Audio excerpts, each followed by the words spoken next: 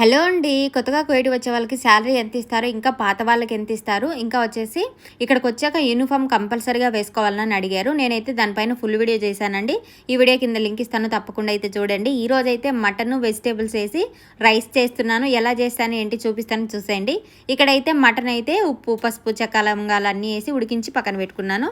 Rice అయితే ఒక గంట ముందు, గంటన్నర అయినా కడిగి నానబెట్టుకోవాలండి. అప్పుడే రైస్ చాలా బాగా వస్తుంది, పొడి పొడిగా చాలా బాగుంటుంది అనమాట. ఒక గంటన్నర కంపల్సరిగా. తర్వాత అయితే చెరవ పెట్టుకొని ఆయిల్ వేసేసి ఆనియన్, ఎండు నిమ్మకాయలు వేసి బాగా ఫ్రై చేసుకొని అందులో అల్లం వెల్లుల్లి పేస్ట్, ఇంకా మిగతా వెజిటేబుల్స్ అన్నీ వేయాలన్నమాట.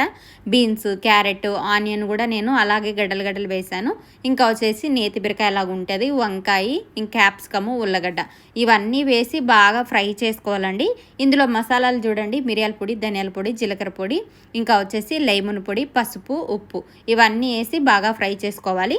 తర్వాత ఒక ప్యాకెట్ టమాటా మాజన్ వేసుకోవాలి. ఇక్కడ టమాటో ప్యూరీ అని వేసుకోవచ్చు, టమాటా పేస్ట్ అయినా వేసుకోవచ్చు, మీ ఇష్టం అనమాట.